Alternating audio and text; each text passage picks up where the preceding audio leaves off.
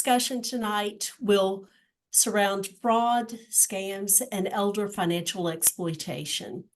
Our agenda is shown here on the screen, with their purpose and objectives being to recognize and reduce the risk of elder financial exploitation, to guard against identity theft, and to protect yourself and your loved ones from so many of the scams that we are seeing throughout our communities. So I guess the first question is, what exactly is elder financial exploitation and who is at risk? That is a very important thing for us to grasp this evening, and important for us to protect our loved ones. So the Older Americans Act defines elder financial exploitation for us. And basically what this definition tells us is that it's any unauthorized or fraudulent use of resources for the benefit or the profit of someone other than the rightful owner of those resources. In this case, we are talking about our older adults who are being victimized. So who is at risk and why are they more vulnerable? The truth is, anyone can be a victim. It doesn't matter what your age is. It just tends to happen that our elderly population tend to be a little more vulnerable to fraud and to financial exploitation. They typically have regular income stream. They've accumulated more assets than some of the younger folks have. They are often more trusting, and they believe what these scammers are telling them. They may be socially isolated. They often are encouraging them to spend more time on social media because they don't have the interaction with other members of their family or friends on a regular, ongoing basis. The other thing is possibly they're just unaware of the trending scams. It's really important that we continue to educate our older folks and that we protect them in every way that we can. Cognitive impairment can also be a contributing factor to why the elderly population may be a little more vulnerable to fraud and to scams. Here are some examples of fraud and financial exploitation. So, you know, a lot of times people do get involved in various scams, romance lottery, and so on. So with that, they are often not reporting these to anyone because the victim feels a sense of loyalty to the scammer or to the abuser. They may fear retaliation from that scammer. And then unfortunately, they blame themselves for the being involved and allowing this financial exploitation to occur. One of the biggest scams that's on the rise at this point is the romance scams. This happens oftentimes when people are trying to reach out and connect with new friends, develop new love interest. They are happening online and in person. The scammers are often connecting with these victims through social media. They're connecting through dating apps, websites. They connect through texts and emails. There's many ways that they're reaching out to try to involve our elderly population in these type scams. Often they are using photos that they've stolen from the internet. It's not even the person that you believe that you're speaking with or that you're communicating with through various chats or text.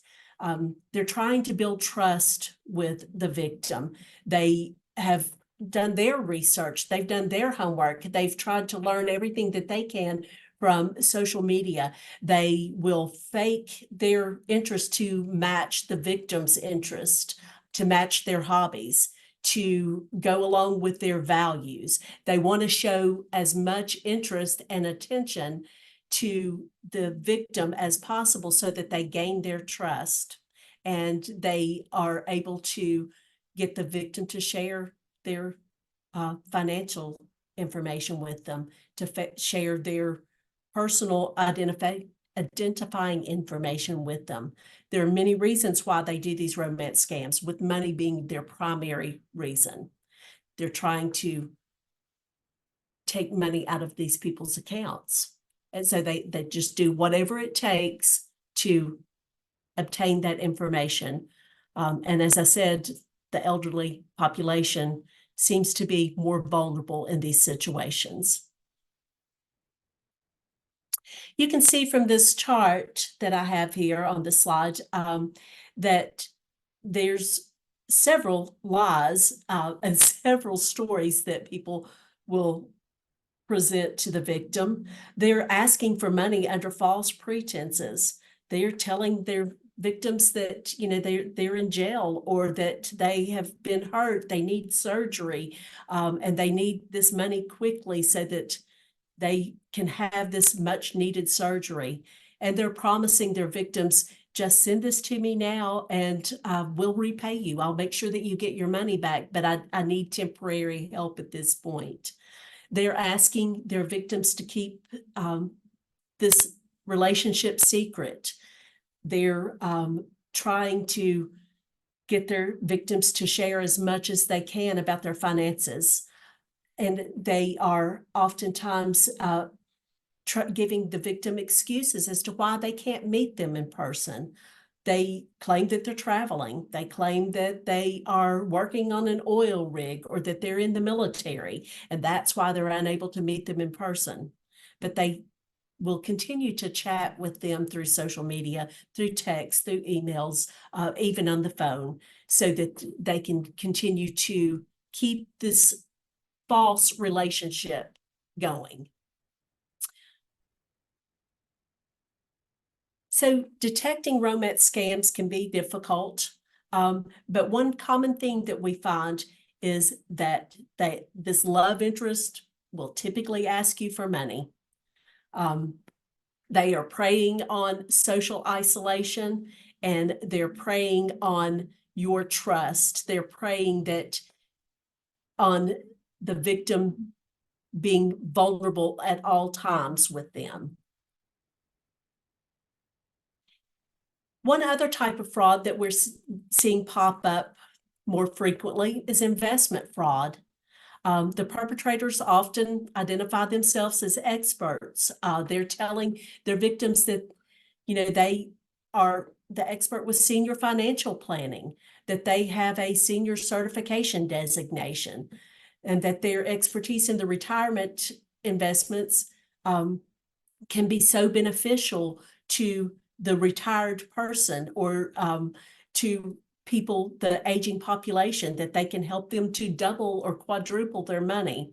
They're using Ponzi schemes, and the Ponzi scheme has been around for a very long time. It's a very old scam.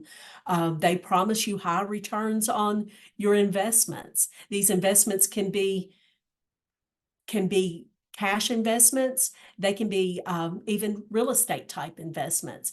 And what happens, they end up using the money from their new investors to pay off their previous investors. But eventually this type scheme is going to collapse and it's going to leave the investor with a financial loss. No one wins in these situations. And sometimes it's too late by the time you recognize that it is a Ponzi scheme. Another one of the investment frauds that we see happening is fraudulent annuities. We've probably all received something in the mail offering for us to attend a free lunch or a free dinner just to come to an investment seminar, and they're going to pitch their sales to the seniors. They're going to offer you products that are truly unsuitable for retirees. It's not the best investment of your funds, and it's not the way for you to increase your return on your investments. Oftentimes, these type activities come with very steep sales commissions and costly fees and penalties that they don't tell the person anything about. There'll be large penalties if you take that money out before it matures, before that annuity matures. Another one of the schemes that we're seeing with investments is related to affinity fraud. Perpetrators pretend to be a member of religious organizations. They pretend to be military. They pretend to be associated with certain groups in order to win the trust of the victim. And they'll often even have symbols that represent those organizations or represent the military that they use. They'll use language that that appears to be completely related. They use icons that are associated with specific groups.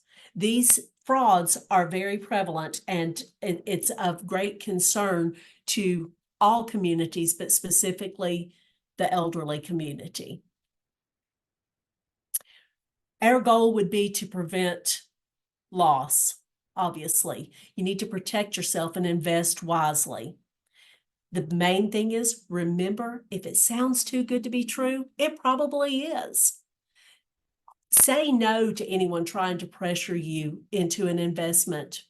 This is one of the tactics they use to get you to move quickly. Don't give in to that pressure. Be wary of people who want to prey upon your fears that you're not going to have enough money to be able to live comfortably.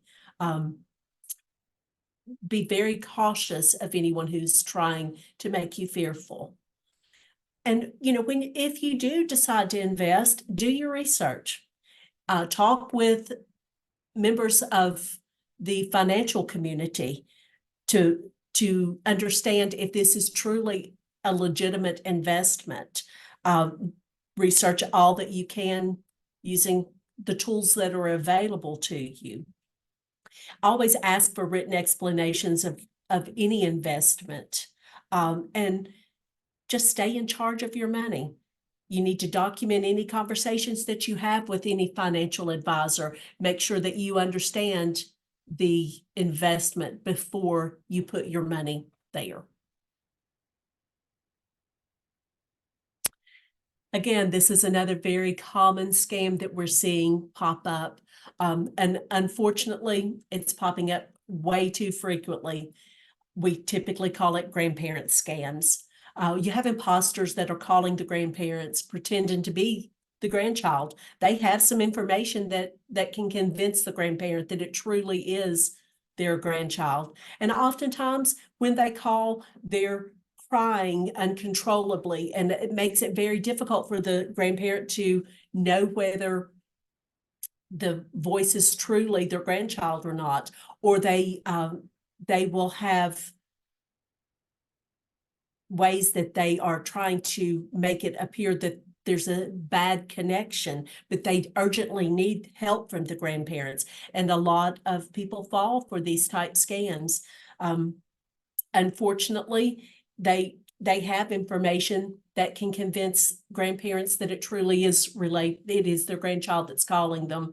They plead for immediate wire transfer of money, and they plead for the grandparent not to tell anyone else in the family for fear of upsetting the other members of the family. So this happens, and the population tends to believe this, and they tend to not tell trusted members of their family what has happened. So they end up being scammed out of lots of money. And once that wire transfer is sent, that money's not coming back. And that person has picked it up immediately, and you're not getting the money back.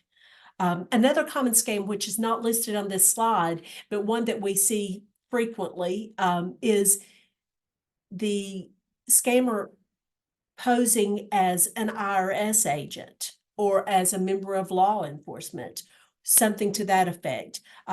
They spoof the IRS toll-free number or caller IDs. They're using common names and fake IRS badge numbers to convince the victim that it is a legitimate call from the IRS. They may even know the last four digits of the person's social security number. They're telling the person that they must immediately pay these back taxes, or if they don't, they'll face serious consequences, such as arrest. They'll shut off their utilities. They'll revoke their driver's license, anything to place fear into that victim's mind and make them believe that they need to act and it's an urgent matter. And, if they get any type of resistance, they oftentimes will become hostile and insulting. And they'll, tell their victim that they must act or they're going to send law enforcement to arrest them.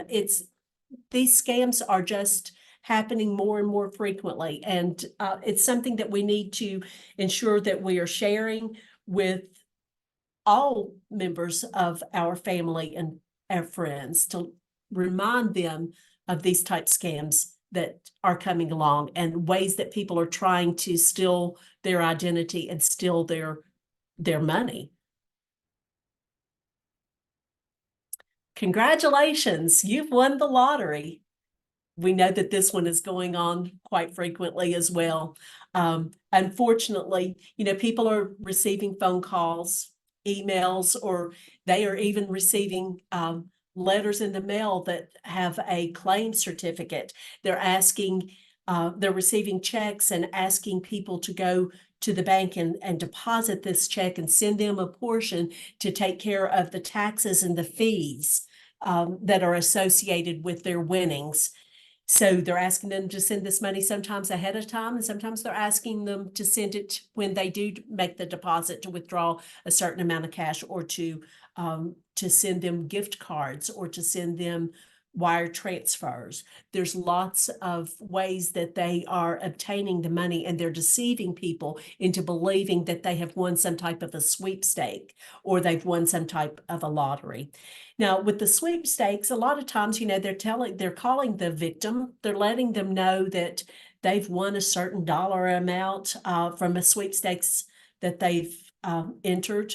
And time goes by, the person doesn't receive the money, they don't receive their winnings, and an attorney will reach out to them. Of course, this attorney is an imposter. That attorney is asking them for some fees up front so that they can help them collect these sweepstakes winnings. The problem is this person probably never entered any type of sweepstakes. They're not participating in the lottery. And, there's just pressure from these scammers to send these funds right away. Like I said, either through wire, through prepaid cards. But one of the big red flags in these type scams is they are always asking their victim for secrecy.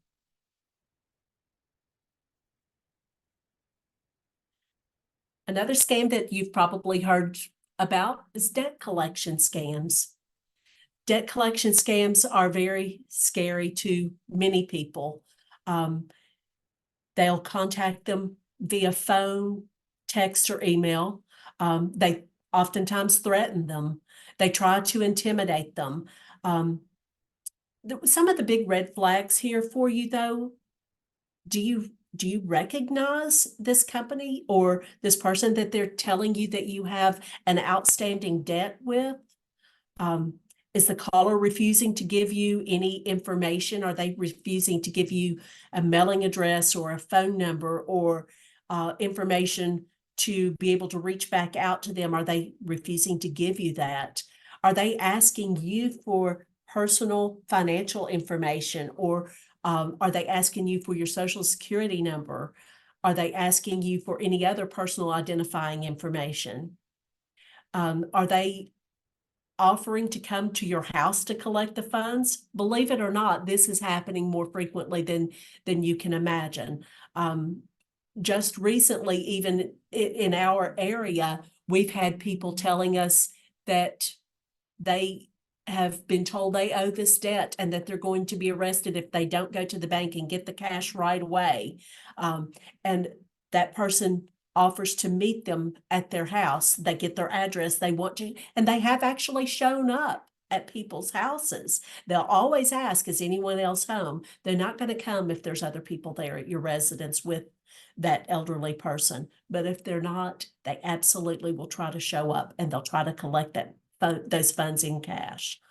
Some of the things that you need to think about when you're hearing these threats and these attempts to intimidate you related to debt collections. Did they inform you of any of your rights to dispute a debt? If they didn't, it's likely a scam. Did they demand immediate payment from you? Again, likely a scam. Don't ignore your suspicions and don't give in to threats. Hang up the phone, call a trusted friend, call a family member, record as much detail as you possibly can, and then contact your local law enforcement. It's really important that these scams are reported because if it's happening to you or to your loved one, it's likely happening all over the area. So we want to try to help others as well as help ourselves to prevent being involved in scams, being a victim. Don't let these scammers pull the wool over your eyes. So, computer and internet scams, again, a lot of what we've talked about, it can happen through internet communication, but social engineering is real. They are trying to gain every bit of information that they possibly can from you so that they can take funds from your account, so that they can impersonate, so that they can steal your identity. There's lots of reasons why they do social engineering. Phishing and spoofing happen more frequently than we like to believe, but it's become a very big issue, and they dupe older adults into giving out confidential personal information. Phishing scams create authentic looking emails, texts, and spoofing scams are created with the goal of getting you to disclose information, such as your credit card details, social security numbers, and even Medicare numbers. There's lots of reasons why people are trying to perpetrate internet scams. Our goal for you is for you not to be a victim of any type scam. Some of the things that we see with these internet scams, you may get a message that appears to be coming from your financial institution, and it's telling you that they suspect that there's an unauthorized transaction that's occurred on your account and that you need to confirm your identity immediately. Or maybe they say that they couldn't verify your account and they need you to click this link so that you can update your information and verify your account information. Or maybe your debit card's not going to work if you don't do this, if you don't take this step. Or maybe you don't have access to your funds if you don't take this step. Another common comment that they will give to you is that their records indicate that your account was overcharged and that you may be entitled to receive a refund. But before they can send you that refund, they need you to click this link and provide additional information. These are oftentimes phishing for private account information so that they can use it to commit fraud and identity theft. Fraudsters are spoofing emails, addresses, and phone numbers, trying to make it look like it's coming from someone you know, and they're doing a very good job of it. They also are using one of the scams that we have heard about recently is calling some of the elderly population and asking them to allow a tech support person to access their computer, to give them remote access. So because they believe that there has been a virus or malware that's been installed on that person's computer. So their tech support needs to access the person's computer so that they can correct this for them. What they're really doing is installing malware and they're trying to steal passwords and account information from that person. So always be wary. And even though it may look like it's a real email, check that IP address that's across the top. Verify this information. Don't click links that come through email until you verify with your financial institution, if that's what it's supposedly related to, that this actually did come from them. These things are not typically, your financial institution is not going to send you that information via email and ask you to verify. That's not going to happen. So you need to be aware of these attempts to steal money out of people's accounts and attempts to steal identity. Some of the ways that you can protect yourself in this situation is use trusted security software and make sure that you're keeping it updated on your personal computer. Don't email any of your financial information or your account numbers to anyone. Be cautious of any attachments. Be very cautious of downloading any files from emails. And that's regardless of who sends it to you. If you receive such an email, verify with that person that it truly was them. But even at that point, there still can be malware and viruses that are installed on your computer via email and clicking links. When you are finished with whatever it is that you may be doing on the internet, shut down your computer when you're not using it.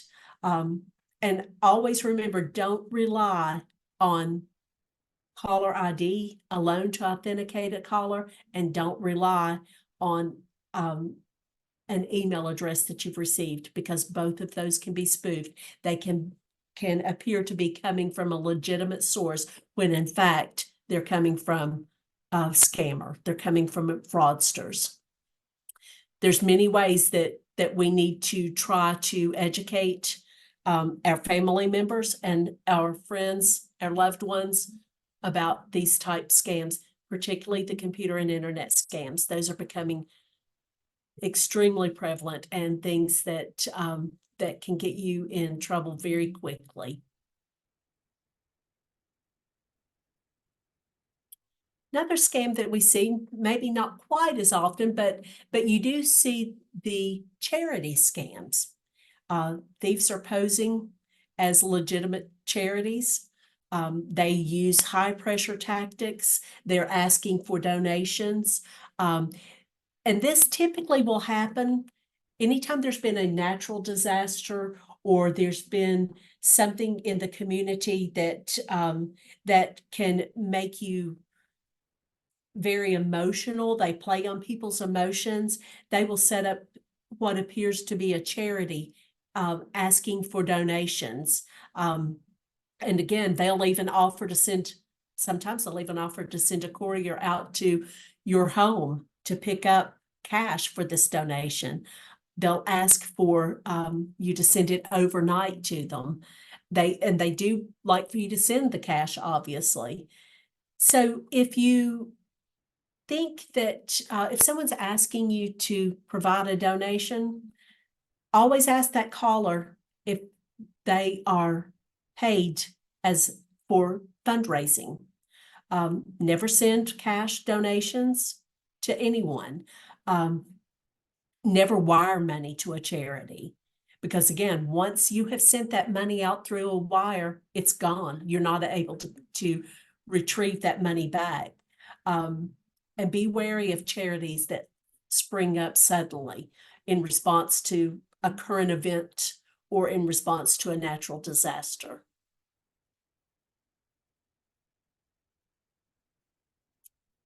We don't want you to let your good intentions benefit a scammer. So always do your research, call that charity directly, and gather as much details as you can before you offer to make a donation. The goal for this session is to help us lower our risk of becoming a victim. There's many things that we want to focus on, specifically we want to focus on understanding what scams are prevalent at the moment, what we are seeing in the communities, what we are hearing from other victims as to how they have been scammed. We learn from, unfortunately, we do learn from other people's misfortune. Make sure that that you are verifying information. Don't click unexpected emails or text. And remember that you don't always know who is on the other side of a chat or an instant message. It may appear to be legitimate, but there are oftentimes little clues that can help you to recognize that it truly is a scam. Always report suspicious emails, phone calls, texts, and messages to authorities. If there's a potential that it is a fraud being perpetrated for financial exploitation, make sure that you are reporting those. There are many resources that are out there and available to you. The CFPB is one of them, and that they have a lot of really good resources about protecting yourself from fraud. So who can help you with this? Who can help our elderly population from becoming victims, or who can help them after the fact? Adult Protective Services is available, and you can always call your local police. One of your first lines of defense is to have a trusted person in your life that you can go to and share this information. Don't be embarrassed that you may have fallen victim. Just try to prevent it from happening going forward, and try to prevent there from being further damage. So always report this to a trusted loved one, friend, or others who can be available to help you. And with that, I would like to thank you very much for your time tonight. I hope that some of the information that I've shared with you will be valuable and will be able to help you with yourself and with your loved ones from becoming a victim to these frauds and these scams.